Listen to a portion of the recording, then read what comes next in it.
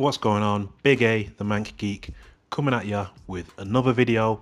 Before we get started, make sure you hit the bell icon and make sure you've got like notifications on. Even if you think you've already done that, just make sure you double check to be sure you get any future notifications of videos. But with that said, let's get started and talk about the Tesseract. Now, the Tesseract is in Captain Marvel. So there's going to be Captain Marvel spoilers in this video. So originally, at the end of Captain America, the First Avenger, while Howard Stark is searching for Steve Rogers, he finds the Tesseract in the sea. Like there's a submarine thing that like picks it up. So the Tesseract is in SSR, Strategic Scientific Reserve. It's in their possession at the end of that movie.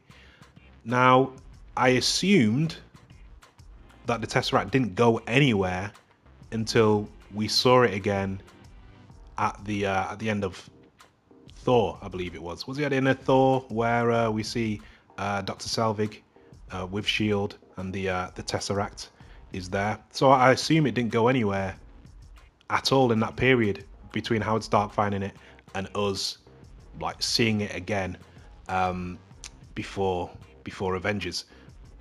But apparently Shield loaned it out to Project Pegasus to develop a faster than light drive.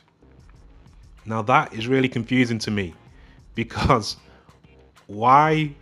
Okay, you can develop a faster than light drive on the planet. Cool, that's fine. But why would you test it in Earth's atmosphere if it's for space travel?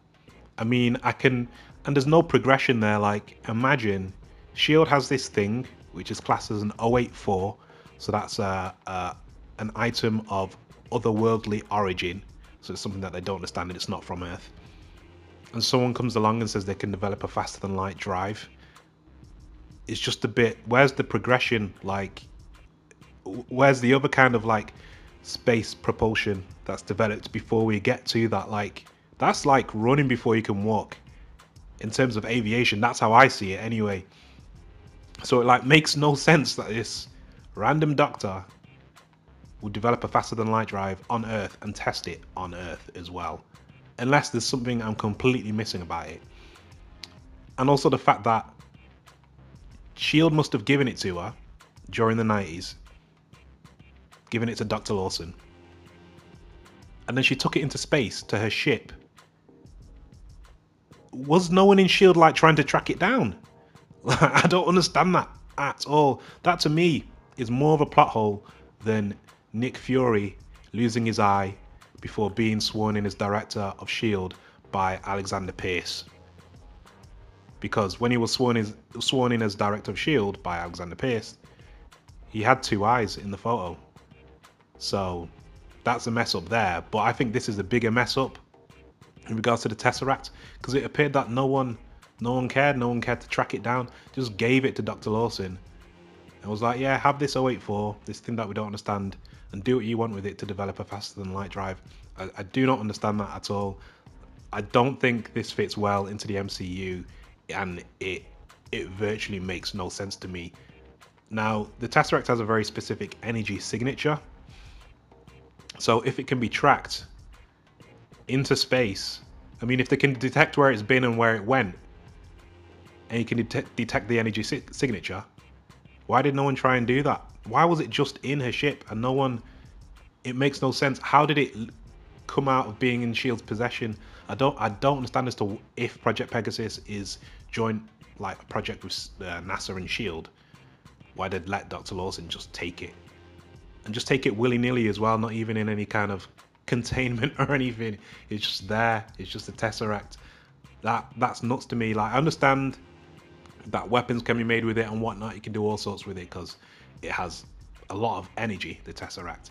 So when Hydra had it, when Johann Schmidt discovered it, aka Red Skull, and him and Hydra used it to develop all these kind of weapons and that, all these energy-based weapons. Cool, I understand that.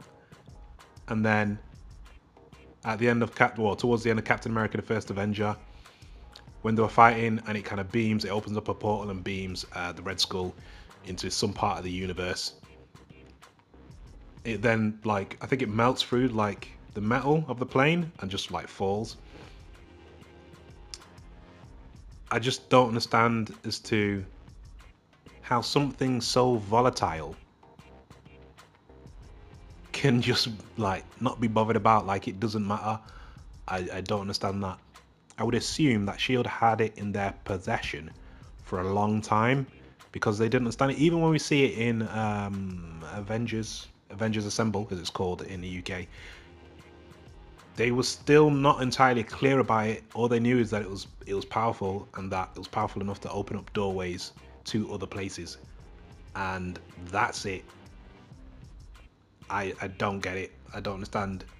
Like, I think it's very odd that they decided to use the Tesseract in Captain Marvel. I don't think they had to use that really in the story at all. It's kind of like a poor way to, well, for Carol to get her powers, because energy-based weapons that use like power of the Tesseract, they disintegrated people.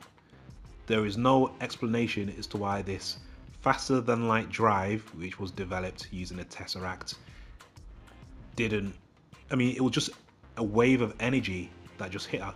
It makes no sense that it somehow gave her powers without explaining that there's, I don't know, something in her DNA or something like that. They didn't even bother doing that. They just went, yeah, there was an explosion, she absorbed it all, she's got powers now, she's unbeatable. And I was just like, it's just very lazy. I think there's been some lazy writing.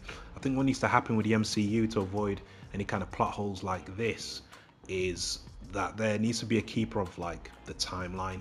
I mean, the only kind of major error in the MCU is Spider-Man Homecoming, where it said like eight years later or 6 years later, when you shouldn't have actually said that at all.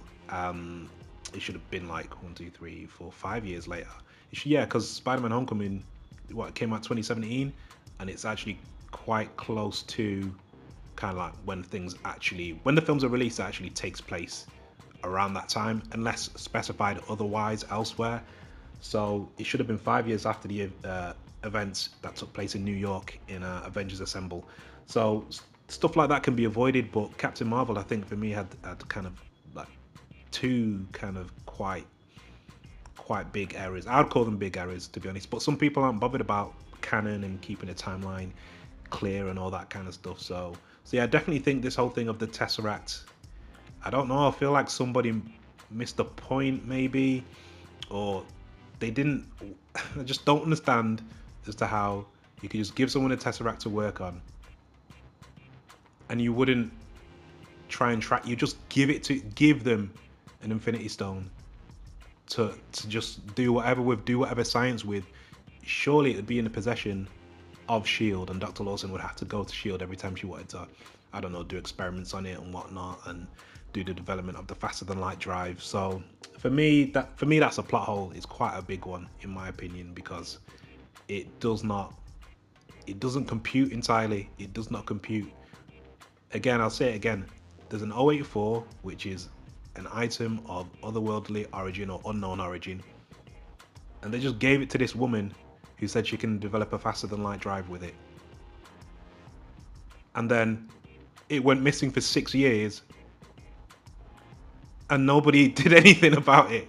It makes no sense. Like, I just wish they wouldn't do stuff like this, but hopefully we won't see any kind of more errors like this in the MCU, because it can kind of be annoying. And I like the whole kind of cohesive world kind of thing, cohesive universe. So when there's things that contradict one another, it kind of gets on my nerves a little bit, because I'm like, well, then what was the point? What was the point in any of that? But yeah, let me know what you think, whether you feel like it's a major plot hole in the MCU regarding the disappearance of the Tesseract for 6 years. And like, comment, subscribe, hit the bell notification like I said earlier. And as always, I'll catch you on the next one.